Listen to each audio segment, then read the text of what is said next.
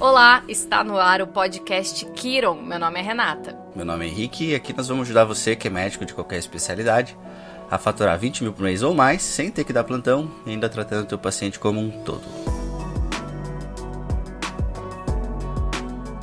No episódio de hoje, a gente vai falar sobre a origem do método Kiron, contar um pouquinho sobre a história do idealizador desse método e também da sua maior inspiração. Por isso, a gente convidou no primeiro episódio o Dr. Miguel Meister, médico homeopata e pai do Henrique. Obrigada, Miguel. Obrigado a vocês. Primeiro, eu queria que a gente começasse a falar sobre a história de vocês dois, pai e filho, que se mistura muito com a história do método Kiron.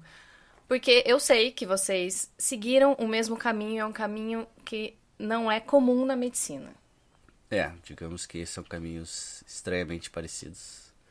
Então, falando de mim um pouquinho, depois o pai fala dele, eu me passei na faculdade, fui estudar no interior do Rio de Janeiro, inicialmente, em Vassouras.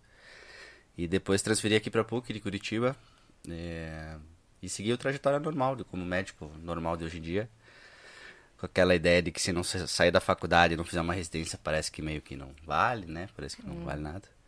Então, segui esse caminho e fui fazer neurocirurgia. Decidi nos últimos dias da faculdade que eu queria fazer neurocirurgia. Nada concorrido. Era uma coisa muito concorrida e que eu nunca quis, assim, e eu resolvi fazer. Eu sempre quis fazer pediatria. Aí, no finalzinho, eu era o pediatra da sala, no finalzinho eu falei, quer saber, vou fazer neurocirurgia pediátrica. Que eu acho que é bem tranquilo, uma coisa, né, amigável. E daí fiz, aí passei, e daí me matei de estudar e tal, e passei aqui no Hospital Cajuru, em Curitiba. E comecei, né, então aquela vida de residente, acho que quem é residente e está nos assistindo vai saber que é aquela vida de, pelo menos na minha época... Que não tem vida, aquela vida que não tem vida. Você dorme, você acorda, você plantão, aí você acorda 3 da manhã, você tá serrando uma cabeça e sangue no teto e tal. E no começo, tudo muito legal, eu acho, até hoje, eu acho super legal, assim, eu me identifico muito com a especialidade. Mas começou a bater um conflito no sentido de, primeiramente, como que seria a minha vida pós-residência, né? Como que seria o meu dia a dia. E também em relação um pouco à medicina que eu estava fazendo. Então, começou a bater um conflito assim, será que é isso mesmo ou não? E foram longos 6 meses, assim, de até decidir sair. Então, foi bem difícil essa decisão, porque é algo que, obviamente, nunca mais eu ia entrar. Muito dificilmente eu ia ter que estudar de novo. Não ia acontecer. E era tão difícil de entrar e sair, e ainda quando eu falava que talvez eu ia sair pra fazer homeopatia, aí que a galera ficava louca, né? É muito estranho. Os caras falavam, você tá louco, você vai sair da neurocirurgia pra fazer homeopatia e tal. Eu brinco que meu sogro, né, quando eu fui casar com a minha esposa, com a irmã da Rê, né? Ele casou, ele pôs a filha pra casar com o neurocirurgião e no final virou homeopata, foi um golpe no sogro. Mas daí saí, foi... Até a Ana mesmo falou, você tá louco, né? O que mais que você quer pra sair, né? Porque eu tava muito estressado e tava cheio de coisas me mostrando que eu realmente deveria sair. Mas até hoje tenho grandes amigos lá, assim. Até mandar um abraço pra galera lá do Cajuru e tal, que, a galera show de bola, médicos excelentes, me ajudaram muito na trajetória.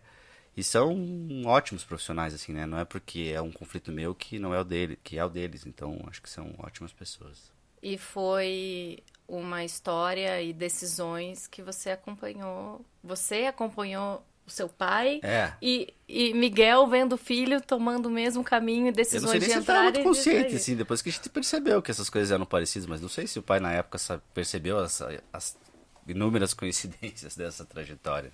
Percebo agora, né? Mas a trajetória é muito semelhante, porque eu também fui estudar fora, né? Fui estudar no Rio Grande do Sul, em Pelotas. Estudei quase 3 anos lá e vim para a PUC. Depois aqui me formei aqui. E já fazia cirurgia de cabeça e pescoço, né, que é uma especialidade extremamente radical, também puramente cirúrgica, mas desde o 3º ano da faculdade eu já me interessava muito pelo estudo do vitalismo. Não apenas da homeopatia, mas realmente entendendo o paciente de uma maneira diferente. E me chocava muito o atendimento, principalmente em pronto-socorro, no qual trabalhei muito tempo. E ali começaram também certos conflitos. Mesmo no Hospital Cajuru, que o Henrique trabalhou, eu também trabalhei, só que lá eu abri um ambulatório de homeopatia. Apesar de todas as forças contrárias, nós iniciamos ali um processo homeopático. Então eu atendia as enfermeiras do hospital e seus filhos.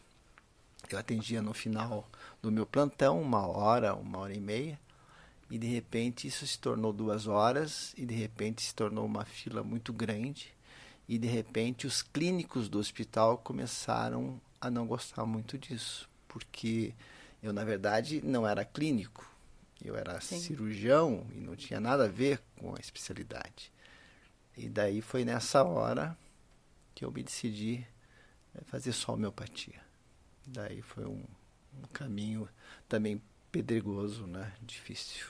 É porque acho que na época do pai também era a homeopatia estava mais em voga, assim, ela era, me corrija se eu estiver errado, mas acho que ela estava mais, ela não era, não sei se é tão combatida quanto é hoje. Ou não, a homeopatia teve um pool na minha época muito grande, nós tínhamos cursos com 200 alunos de pós-graduação, né? O que é um absurdo, né? Mas era extremamente combatida, talvez muito mais na época do que agora, né? Porque estava incomodando muito. Né? Incomodava os grandes laboratórios, então volta e meia surgiam assim notícias na mídia contra a homeopatia em grandes periódicos e TV e tal, contra a homeopatia. Isto ainda acontece, mas de uma maneira muito mais velada, branda. Né? Mas eu acho que também depois chega um ponto em que você entra na homeopatia, daí não sei se o pai passou por isso, porque eu daí saí da minha residência e eu fui fazer meio, por mais que tivesse o pai em casa sempre, eu fui fazer homeopatia meio porque, vou fazer homeopatia, até que eu decido o que eu quero fazer, né? E daí lá encontrei aquela insatisfação que eu tinha, foi contemplada com aquela ideia que o pai citou do vitalismo, que é algo em que você assume que há uma força, uma energia dentro de cada um de nós que rege a gente no sentido da cura. Então, tem uma força natural de cura, que todo mundo tem, que se bem estimulada, a pessoa se cura sozinha, você não precisa intervir sobre a doença, né? Essa acho que é a principal diferença do mecanicismo, digamos, que é a medicina usual se baseia, e do vitalismo, como o pai falou. Mas quando a gente chega na homeopatia, também não é tão fácil, né? Esse que é o problema, quando você se encontra lá, aí beleza, aí legal. Mas daí você vê que o buraco lá também é mais embaixo, né? Porque você também tem que colher resultados, né? E, convenhamos, às vezes é muito mais fácil o resultado imediato diante da química, né? Da supressão. Isso que eu ia perguntar, o lado do paciente, porque quando a gente tem pacientes, como tem médicos e médicos, tem pacientes e pacientes. Tem paciente que quer lá e fala, doutor, tô com dor de cabeça, quero acabar com a minha dor de cabeça agora. Não quero pensar no que tá gerando a dor de cabeça, qual que é o motivo. E tem o paciente que quer se entender e quer curar realmente a razão daquilo. Eu diria que o paciente, intrinsecamente, ele prefere uma solução verdadeira do problema. Mas, às vezes, ele está tão pressionado pelo sintoma que ele não está nem sendo ele. Ali já é um efeito da doença. Quando o paciente começa a compreender a homeopatia, ele já está, vamos dizer assim, com uma cura interior programada. Algo nele já modificou. Então, eu diria que o primeiro passo de uma cura é realmente quando o paciente vem espontaneamente a um consultório de medicina, né, vitalista, um método como o Kiron, né, e ali começam os primeiros degraus de uma cura verdadeira. Mas o que você fala é verdadeiro. Existe também um espaço para a química. Existe o imediatismo da química. Necessário, né? Necessário, importante, como existe a necessidade da cirurgia, dos processos químicos mais radicais. Sim, existe. Mas esse espaço vai diminuir muito se a própria medicina homeopática e suas ramificações crescerem. Vai ter menos essa necessidade, né? Você estimulando o corpo a se auto-organizar, a chance de você ter que suprimir uma doença diminui muito. Sim. Né? Mas falando dos médicos, bom, tá claro aqui, né, que estamos numa família, eu não sou médica, minhas irmãs... Tá enviesado, né, o negócio. Exatamente, minhas irmãs são médicas, enfim, né, na época da faculdade, até hoje, a gente convive com muitos médicos, e talvez ou o médico chegou nesse ponto de autoavaliação, de falar que medicina estou fazendo, como estou tratando meu paciente, ou aquele médico que ainda não parou para pensar nisso, tá insatisfeito, mas também ainda não tá entendendo o que tá acontecendo. Isso é o que eu bato muito, assim, que eu falo muito, eu acho que a grande maioria dos médicos insatisfeitos nunca parou para pensar exatamente nessa questão da racionalidade, assim, no que ele está fazendo. Porque para ele não existe uma outra medicina, ninguém nunca lhe falou que existe uma outra chance, um outro jeito de você tratar, né? Então a ideia um pouco do método é tentar expandir isso para um público de médicos que não tá, nem sabe, assim, né? Então até vocês vão perceber assim que a gente nem fala tanto, assim, claro, a gente tá falando da nossa história, então é natural que a homeopatia venha, mas a homeopatia, ela carrega às vezes um preconceito por desconhecimento mesmo, né? E o método nada mais é que um facilitador para a prescrição de remédios homeopáticos, né? Acho que a gente vai chegar lá. Mas é isso, eu acho que claro que existem outras formas de insatisfação, eu acho que isso dá até tema para próximos podcasts aí, né? Mas uma delas é essa. Eu acho que muitos médicos insatisfeitos estão insatisfeitos porque é como eu estava lá, e provavelmente o pai estava também, fazendo uma medicina que não era dissonante um pouco dos princípios que a gente tem como pessoa, né? E aqui, repito, existem médicos sensacionais, ótimos, altruístas, que agem com a medicina tradicional. Isso não é uma questão de que uma é melhor que a outra, mas eu acho que é uma questão de harmonizar o que você tem dentro de você com a medicina que você está fazendo, né? O que você sente de diferença no tratar o paciente quando você quer tratar como um todo do que numa medicina convencional? Uhum. Primeiro, Renata, é o que a gente recebe do paciente. Deixa de ser uma via única para ser uma via de mão dupla. Eu costumo dizer que muitas vezes quem está sendo tratado numa consulta homeopática é o próprio médico. Quando o paciente abre o seu coração, fala das suas coisas mais íntimas e te permite você estar ali como parceiro. Essa confiança, esse elo, essa aliança te leva a uma sincronicidade, a uma parceria de cura, onde não existe mais médico e paciente. Existe um uno, um equilíbrio. Isso é vitalismo. Então, muitas vezes o paciente não toma o remédio e ele diz o seguinte: doutor, após a nossa conversa, eu cheguei em casa e não senti mais dor. E eu não tinha tomado o remédio. Porque houve um toque, né? Um toque de equilíbrio. Então, talvez isto seja o maior tesouro em todo esse processo. Muito, muito diferente de uma consulta que a gente vai lá para vou tratar a sua dor no estômago, vou tratar a sua dor de cabeça. Naturalmente o médico que se propõe a tratar a parte, ele tem uma outra abordagem, né? Se você for pensar, o maior esforço do médico na medicina convencional, e eu gosto sempre de repetir que aqui não é uma questão de julgamento de valor, se tem uma melhor nem uma pior, mas o esforço, ele senta lá, conversa com você, te examina, pede exame de imagem, ele está atrás do diagnóstico. Porque o diagnóstico norteia o tratamento para ele. Uhum. Então, não necessariamente, não é que ele não queira, mas ele não precisa desse envolvimento todo, né, como o pai falou. Para ele não vai mudar o tratamento dele. Porque ele precisa saber o diagnóstico, ele precisa ver na endoscopia a lesão, ele precisa diagnosticar com uma biópsia onde é que está. Porque ele foi doutrinado e a gente é ensinado que a gente tem que tratar aquilo com algo que suprima aquela manifestação, se a gente está tratando. Então, é natural que o próprio sistema médico vá naturalmente distanciando. Eu acho que é comum hoje em dia de você escutar do paciente: eu fui no médico, o paciente não olhou na minha cara. Eu fui no médico e ele nem... Consulta foi muito rápido. foi 15 minutos. Foi 15 minutos. E veja, não é porque o médico... Muitas vezes, né, claro, tem de tudo, mas não é porque o médico é ruim, porque o médico não queira, mas é porque naturalmente o sistema médico faz com que ele não tenha necessidade de um envolvimento tão grande. E para nós, é o oposto, né? Você pode ser um médico homeopata que você não quer nem saber, ou vitalista que você não quer nem saber do paciente. Mas você não pode, porque se você não souber dele, você não age. Então, é um sistema ao contrário. Em vez de ele ir te distanciando, ele vai obrigatoriamente te aproximando. Você é obrigado a se aproximar do seu paciente, mesmo que você não queira. É claro que quem está nessa linha provavelmente tenha dentro de si essa vontade, né? Mas é algo que... Então, como o pai falou, é uma via de mão dupla. A gente fala da insatisfação dos médicos e tal, porque é uma medicina que vai ajudar muito o médico a se entender, né? A se organizar também, né? Porque, enfim, dentro de casa, quando vocês decidiram fazer medicina, e quando se formou, tem aquela escolha: começo a fazer plantão agora ou vou para a residência? Então, eu sempre vi uma rotina muito intensa. Então, assim, como fugir do plantão, como... Eu tô falando até de dinheiro, viu, Henrique? Tô falando assim, porque eu escuto como jornalista e não desse meio. Preciso de dinheiro, vou fazer um plantão. Sim.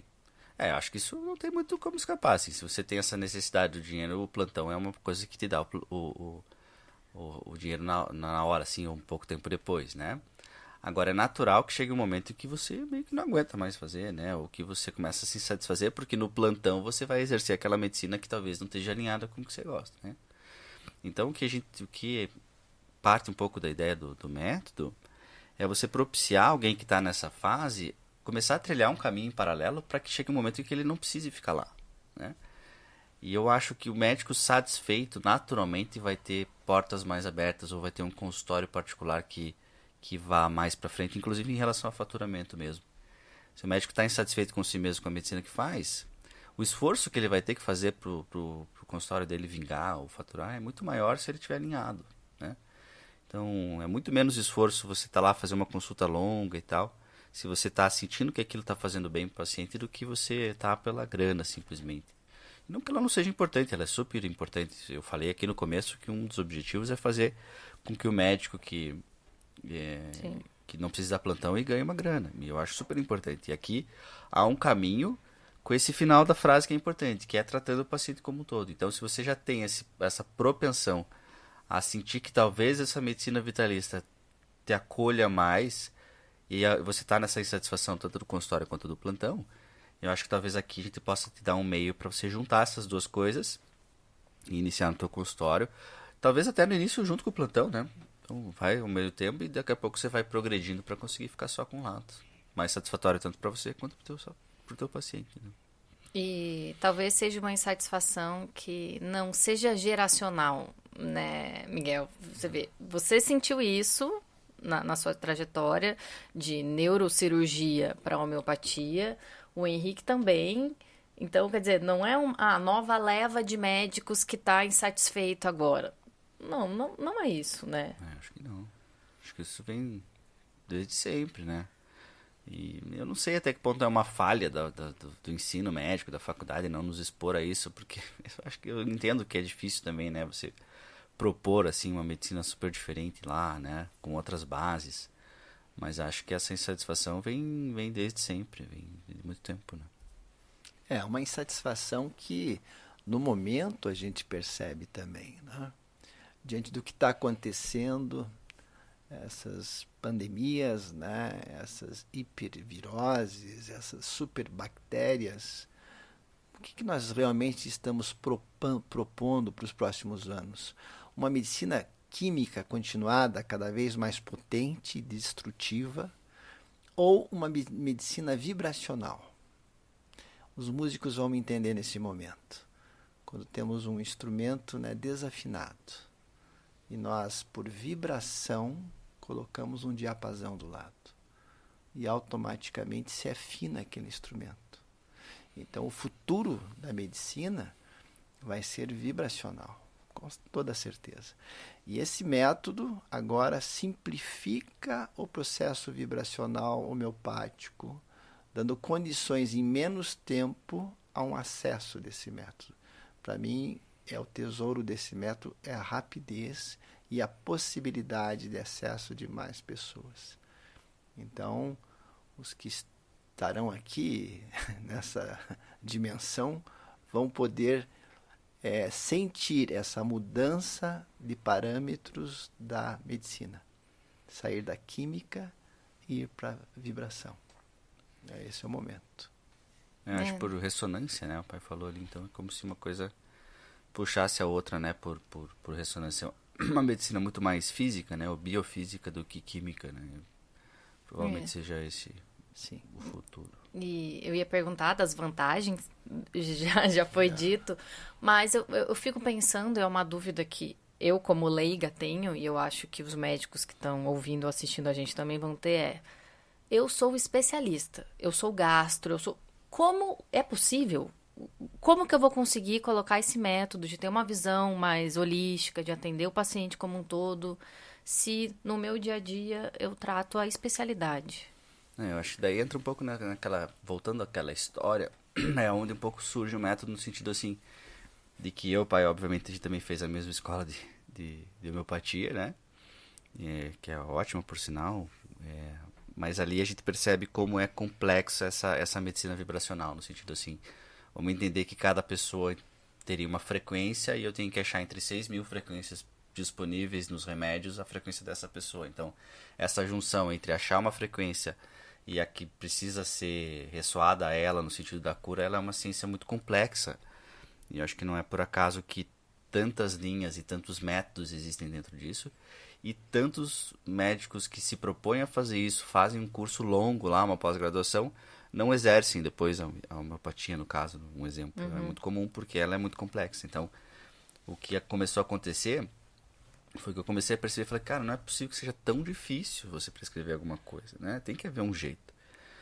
Então, o que começou a acontecer é que dentro nessa época, assim, dos últimos anos, tem surgido homeopatas muito, muito importantes, né? Que a gente chama de contemporâneos, em que eles começaram a classificar. Então, em vez de estudar remédios isoladamente, a gente começou a estudar eles em grupo, né? Então, esse foi o primeiro passo. Falei, não é possível que tem que estudar esse remédio que não tem nada a ver com esse.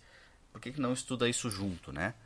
Aí isso partiu para um momento em que a gente percebeu que estudar temas, estudar a temática do paciente pode ser um bom caminho, né? Depois, isso tem muita influência do pai também. Sempre que eu estava lá no consultório, assim, eu pensava no remédio mais cabuloso, assim. Aí eu chegava pro pai, eu prescrevi tal coisa. E ele falou, tem dor na cabeça? Eu falei, pô, não. Não, mas esse remédio tem que ter dor na cabeça. Aí, pô, o cara me quebra com uma pergunta, né? Porque a homeopatia é assim, você vai no gastro lá, o gastro novo, ele tá up to date, assim, sabe tudo. O médico mais velho tem que correr atrás. Na homeopatia é meio que ao contrário, os mais velhos ele tem mais bagagem, então eles são mais sábios homeopaticamente. Então eu sempre percebi que o pai falava muito a questão do tropismo, assim, por mais que a gente tenha essa visão vitalista, onde é que está localizada essa doença? Onde é que esse desequilíbrio todo foi localizado, né? Onde é que ele está? Então eu assumi que isso teria que ser algo importante também. Então a temática que a gente estudou, então é essa história de vida, né? Onde é que estão os problemas da pessoa? Onde é que essa doença se somatizou, né? Onde é que ela foi localizada? Eu sempre tenho infecção urinária, eu sempre tenho dor de barriga, eu sempre tenho, né? E um último adendo a isso tudo que fechou assim com chave de ouro é uma análise que a gente faz por um algoritmo. Então isso é uma coisa bem diferente, assim. Bem moderna. Bem moderna, assim. Acho que se o cara já torce o nariz pra homeopatia, essas coisas, ele deve pular essa parte aqui do podcast, porque essa é... Mas é impressionante, assim. Então a gente coloca lá dados como nome do paciente, idade e tal, data de nascimento. E aquilo nos dá uma lista de remédios possíveis. E daí dentro desses remédios, cruzando com essa temática e com esse tropismo, a gente tem resultados muito mais rápidos do que a homeopatia na sua linha clássica, né?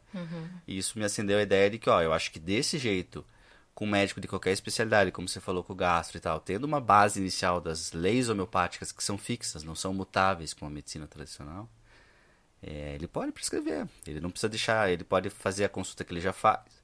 Ele vai ter um tempo a mais para tirar os dados da homeopatia, e que eu acho que isso vai ser uma satisfação muito mais para ele que o paciente. Sim. Como o pai falou, tem paciente que sai da consulta, só o processo terapêutico dessa consulta já vai trazer um resultado para esse médico muito melhor. E sem ter que fazer uma pós-graduação muito longa ou tendo que fazer técnicas muito complexas, eu acho que ele já vai conseguir ajudar o paciente, provavelmente no início, em concomitância com o remédio que ele já prescreve. Então, eu acho que esse método traz o acesso de um público muito maior de médicos que vão poder fazer o que a gente faz há muito tempo, né? E não é que, por exemplo, Miguel, chega um paciente lá que já vem tomando há muito tempo remédio, química, para tratar algo que ele já tentou tratar com um especialista e por outros problemas. Não é assim, então para de tomar todos os remédios e vamos. Queria que você contasse um pouquinho, assim, como que é essa... Eu paciente... Porque a transição precisa ser do paciente também, né? Não só do médico. Quer dizer, não é vamos parar de tomar os remédios e vamos começar com a homeopatia, né? Renata, a homeopatia cabe em qualquer lugar. Você pode fazer um trabalho puro só com homeopatia. Isso você vê muito pacientes que são homeopatizados desde a infância. Então, eles não tomam outros remédios. Exemplo, eu tenho 66 anos, não tomo nenhum químico. Enquanto na minha idade, a média é tomar 8, 9 remédios. Mas por quê? Eu não fiz isso hoje, eu venho fazendo um trabalho há anos. Existem pacientes que chegam no teu consultório com esses 8 ou 9 remédios. Então, você não pode simplesmente tirar o remédio. Eu dou um exemplo. Imagine o equilibrista, aquele que tem um bastão nas mãos. Ele está andando com o bastão, ele está indo bem. Agora, se você tira o bastão, o que acontece? Ele cai. Então, antes de você tirar o bastão, você vai ensinar esse equilibrista a andar. Então, você vai desintoxicar. Você vai trabalhar, entre aspas, na alma desse paciente. Nos seus sintomas mais profundos a nível de emoção, de sentimento, de vida, de relacionamento. E, consequentemente a isso, você diz ao paciente, vai ao teu especialista e pede para ele diminuir. E muitas vezes isso acontece. E quem vai tirar o remédio não é o homeopata. É o especialista, com a permissão do paciente. Então, são degraus. É isso aí, acho que e tem pacientes que nunca vão conseguir ficar sem, então doenças crônicas, né, diabetes, hipertensão e tal, a chance você não trata com homeopatia, né, você vai precisar eventualmente de um químico ali, mas a chance de reduzir dose e tal, mas aí mais do ponto de vista do paciente, né, do ponto de vista do médico, eventualmente, ele não precisa deixar de prescrever nada do que ele prescreveria, né, então foi lá, vamos continuar com o exemplo do gastro, eu acho que esse paciente precisa usar um omeprazol da vida lá, um esomeprazol. Prescreve junto com o remédio homeopático e com o tempo você vai perceber que talvez pela resposta você possa você mesmo retirar ou você mesmo não iniciar com esse remédio e começar com um remédio diferente. Mas eu acho que aqui é a parte prática que eu acho importante, mas eu acho que o médico deveria pensar um pouco nele mesmo, assim. Eu fiz até uma postagem, até acho que foi essa semana, sugerindo como que o médico deve começar. Eu acho que se ele pegasse assim um paciente por semana e se dedicasse ali, ó, nesse paciente por semana eu vou ouvir a história desse paciente. Não vou pensar no que ele está precisando de remédio, diagnóstico. Ouça a história dele. E eu acho que esse mecanismo, esse exercício, ele gera uma conexão e que o médico vai começar a sentir se essa medicina é para ele ou não. Sabe? E depois vai começar a usar desses elementos que ele tira como chegar nesse remédio que vai fazer com que aquela tal força vital lá que todo mundo tem haja no sentido de não precisar prescrever o omeprazol, não precisar porque o corpo se auto-organizou, né? Então, a ideia é mais ou menos essa. Então, acho que sim, acho que é acessível para todo mundo, sim. Acho que dá para pelo menos tentar. E é uma visão, algo que vai agregar para o médico que já é especialista, Sim. porque em vez dele chegar e falar, converse com o seu especialista para diminuir o remédio, ele já é o especialista. Ele é o especialista. ele já vai tentando. E eu acho que ele vai começar muito mais a começar a tratar o doente, o indivíduo, e vai começar a tratar menos doença. Eu acho que a ideia é o médico começar... Ele vai deixar de ser especialista em... talvez ele deixe de ser gastro, no sentido assim, não, ele não precisa abandonar a especialidade, mas ele é gastro, se for uma gastro, mas ele começa a tratar tudo, porque ele percebe que as manifestações gástricas talvez sejam precedidas por um desequilíbrio da totalidade, que ele começa a identificar com mais propriedade, se ele seguir uma rotina estruturada, assim. Eu acho que a vantagem do método é essa também, ele te dá um caminho, sabe? Muitas vezes a gente acaba entrando em processos, em pós-graduação e tal, e é tudo muito elaborado, muito abstrato, e aquilo nos afasta. Então, eu acho que você ter um caminho estruturado é um ótimo caminho, assim, para o início. Eu sei que esse é o primeiro episódio que a gente está falando um pouco sobre o método Kiron. Você não vai explicar tudo de uma vez, é muita coisa para explicar. Mas, então, o médico especialista que nunca teve contato nenhum com não especialista, né? Ou não especialista, claro. Que, enfim, que não tem contato nenhum com essa medicina que trata o tudo, ele vai conseguir. Mas daí a dúvida que eu tô aqui já, porque eu tô aqui aprendendo muito também. Em quanto tempo o médico, com toda a informação que você vai dar, pode começar a colocar em prática o método? Desde o primeiro dia. Se ele se propor, essa é a minha sugestão, né? Que ele comece com, vamos supor lá, um paciente por dia. Com aquele paciente, ele se dedica a estudar aquele paciente, as medicações sugeridas para aquele paciente, com aquele paciente ele consegue prescrever, é o tempo dele identificar as medicações, então deve ser lá, uma semana, talvez.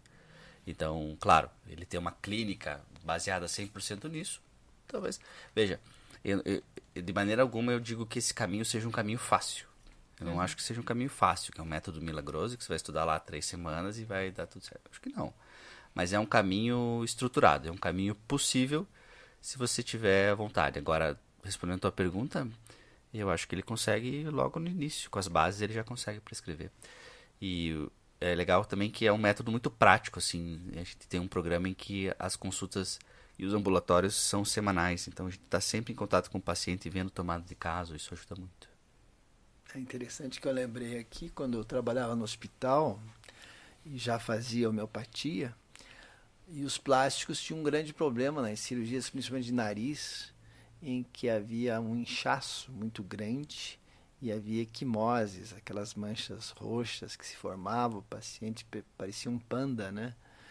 E certa vez no corredor, eu estava conversando com um cirurgião plástico, ele disse, você não teria algo para ajudar? Eu disse, sim, vamos fazer um pré-operatório e um pós-operatório com medicamento homeopático. E eu ensinei ele, né? A arnica montana, fizemos uma potência baixa antes e depois. E a partir dali, todo o serviço de cirurgia plástica passou a usar, porque viram um resultado muito bom. Então, na verdade, eles aprenderam o remédio em 1 minuto. Só que tiveram a coragem de exercer e utilizaram o medicamento. E colocaram no protocolo. E até hoje é utilizado por alguns cirurgiões. Um exemplo, né? Por mais que seja eventualmente a gente está tratando a parte, né? Não todo, mas é para ter esse primeiro contato, mostrar a ação, você ver nos próprios olhos. Porque, veja, essa ideia do ultradiluído, né? Das medicações ultradiluídas, é muito compreensível alguém torcer o nariz para isso, assim. Porque é uma loucura. Você pega um remédio, ultradilui ele para um número assim que está além de algo físico. Pô, mas não tem nada. Pô, não tem, mas você toma e funciona. Então eu acho... É legal, né? Ter esse aspecto meio São Tomé, assim, né? De ver para crer, assim. É como é afetado, né? O que é o afetar? Não é o afeto de amar, mas ser afetado por algo, né? Então o organismo ele pode ser afetado por diversas energias. Nesse momento aqui nessa sala nós estamos sendo afetados por muitas energias, tá? Do rádio, do som, da televisão, etc. e tal. Só que nós ainda não mensuramos o poder dessas energias. Um dia nós vamos entender. E a homeopatia diluída, ela na verdade afeta o paciente, no sentido de equilíbrio ou não, a distância. A gente pode dizer aqui que a homeopatia não precisa ser nem tomada muitas vezes. Você pode segurar o vidro de homeopatia que você já está sendo influenciado, afetado pela substância. Cheirar, né? Às vezes faz olfação, né? É assim, é uma medicina baseada em outras bases, assim, né? É difícil de comparar, né? Se você cheirar uma dipirona não vai acontecer muita coisa. Mas né, uma medicina vibracional, ela afeta, assim. Com aquele exemplo da cirurgia plástica do nariz, eu quis falar de coragem, né? Do cirurgião em experimentar. Então, talvez aqui, né? Sim. Para esses que estão nos ouvindo, voto, né? A coragem de dar o primeiro passo, de... Você está pensando e sempre pensou, né? É ver, e isso vai ter bastante, assim, a gente acompanha, e os alunos acompanham muito a tomada, né? Então eles vêm junto as coisas, a gente caminha de mão dada, assim, vai bem... Porque eu acho que no momento, assim, a gente como médico, assim, que exerce essa medicina, assim, a gente sabe que é bom, sabe? Então a gente quer mostrar que é legal. Então o meu esforço máximo, assim, é de tentar trazer o máximo de gente, assim... Porque você trazer alguém assim, que já gosta, que já é homeopata, beleza, é bom também. Mas eu acho que agora a gente tem a possibilidade de trazer aquele médico que torcia o nariz, ou que nem ouviu falar sobre isso, mas está insatisfeito, ele sente que não é isso. Então eu acho que é o que o pai falou da coragem, assim, é você dar esse primeiro passo, assim, nessa ponte até então invisível ali, mas que a chance de dar certo é grande. E aproveitar esse momento, né? Que eu acho que a gente parou como paciente, a gente parou para pensar mais na gente. Acho que depois da pandemia, né? A gente parou para... Por que eu adoeço tanto? Por que eu sinto que quando algo não está balanceado em mim, as doenças começam a aparecer. Então, assim, eu acho que pro paciente é muito acho que seria benéfico. muito ruim, não é ruim não, mas assim, seria um desperdício, né, a gente passar por um processo como esse que a gente passou de pandemia, tendo as mesmas bases, né, e daí isso vale para tudo, pro paciente, pro médico, para qualquer profissão, né. Então, acho que realmente é um momento propício, assim, a essa reflexão sobre o que você faz. E talvez, né, quem tá vendo agora, talvez não é por acaso que esse podcast, essa informação tá chegando para você. Então, talvez numa dessa seja um começo aí de uma nova jornada e que não precisa, uma não inviabiliza a outra, assim. Isso eu gosto de sempre ressaltar. Não vai precisar deixar de fazer nada que você faz. É um adendo ao que você já faz, é um upgrade, digamos. Por que não tentar, né? Se você tá insatisfeito, se você tá parando para pensar que rumo que você levou aí na medicina. Sim. Por que não tentar? Acho que sim. Isso aí. Já deu o nosso tempo. Boa. Só como a conversa em família, ela vai longe. Henrique, eu sei que você vai trazer nos próximos episódios muito mais conteúdo, explicações do passo a passo e tudo mais sobre o método Kiron. E a gente agradece, Dr. Miguel, por participar e dividir com a gente um pouco dessa experiência de quem já está há algumas décadas colocando em prática isso. Sim. E, bom, posso fazer o meu jabá?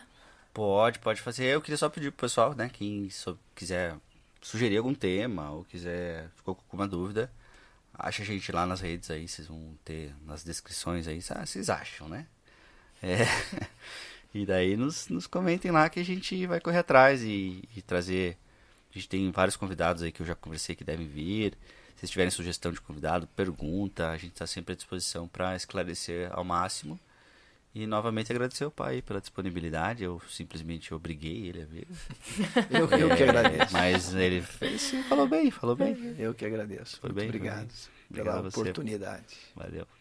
Vai aparecer aqui, se você está assistindo a gente, os arrobas e canal sim, do na YouTube. descrição, Mas, Henrique, vamos falar aqui no Instagram, Arroba Dr. Henrique, Dr. Henrique Meister.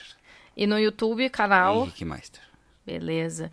Muito obrigada. Este podcast tem realização de Libélula Digital junto com Pacundê Studios. Então, se você quer fazer como a gente, também ter coragem para comentar, falar sobre algum assunto. Fazer um podcast. Exatamente. É mais fácil do que parece. É uma conversa. Começa a ser mais difícil depois que eu faço.